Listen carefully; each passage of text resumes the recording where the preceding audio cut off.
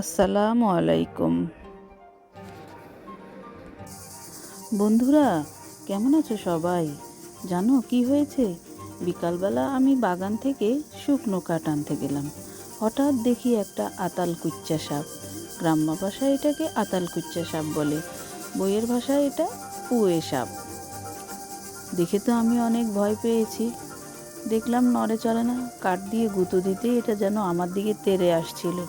আমি তো জোরে দিলাম এক চিৎকারে সাহেবে ঘর থেকে দেশলাই কাঠি নিয়ে এসেছে।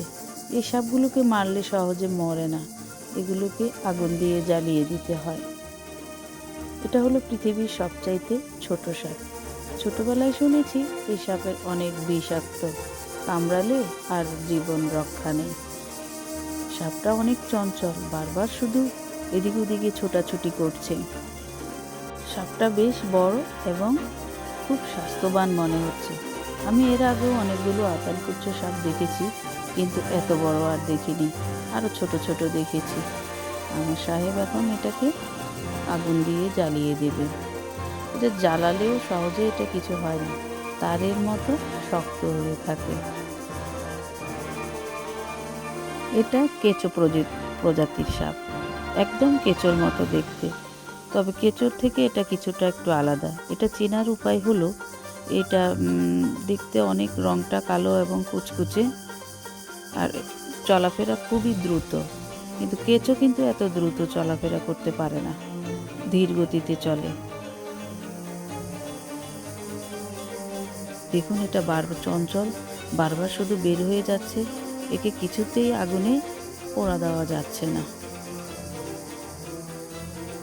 কেঁচো ধীরে ধীরে চলে। এই সাপের দুটো মুখ আছে। দুটো মুখ থাকলেও এই সাপটা সবচাইতে নিরীহ সাপ এবং নির্বিষ সাপ। এর কোনো বিষ নেই। কেঁচো এবং আতালকুচ্চা সাপ চেনার সহজ উপায় হলো, কেঁচো ধীরে ধীরে হাঁটে, আতালকুচ্চা সাপ খুব চঞ্চল এবং অন্যান্য সাপের মতোই খুব দ্রুত গতিতে হাঁটে। আর কেঁচো দেখতে একটু গোলাপি আভা, আর কিন্তু আতালকুচ্চা সাপ কালো কুচকুচে, একদম চিকচিক করে। দেখুন, সাপটা পুড়ে গেছে, একদম পুড়ে একদম শক্ত হয়ে গেছে তারের মতন। বন্ধুরা দেখুন, আরেকটি আতালকুচ্চা সাপ। এই সাপটা লেজে আঘাত পেয়েছে, তাই তত দ্রুত গতিতে চলতে পারছে না। আমি তো আবার দিলাম জোরে এক চিৎকার। আমার সাহেব আবারও দেশলাই নিয়ে আসলো এটাকে আগুনে পোড়া দেওয়ার জন্য। সম্ভবত স্বামী স্ত্রী এখানে একসাথেই বাসা বেঁধেছিল। আগের সাপটা খুবই চঞ্চল ছিল, ওটাকে আগুনে পোড়া দিতে অনেক কষ্ট হয়েছিল। কিন্তু এই সাপটা একটু আঘাত পেয়েছে, আহত, তাই এটা বেশি ছোটাছুটি করতে পারছিল না। সহজেই এটাকে আমরা পোড়া দিতে পারবো। ছোটবেলায় শুনেছি এই সাপ অনেক বিষাক্ত, এখন শুনি এই সাপ অনেক নিরীহ, নিষ্পাপ, শান্ত এবং নির্বিষ একটা সাপ। কোনটা সত্যি কোনটা মিথ্যা জানি না বাবা, তবে আজকে আমি অনেক ভয় পেয়েছি।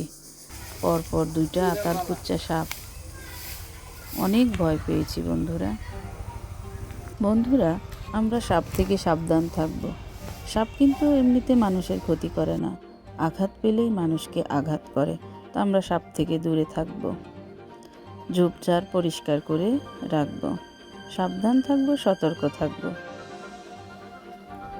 ভিডিওটি কেমন লাগলো বন্ধুরা, কমেন্টস করে জানাবে। লাইক ও শেয়ার দিয়ে পাশেই থাকবে। ভিডিওটি দেখার জন্য ধন্যবাদ। সবাই ভালো থেকো।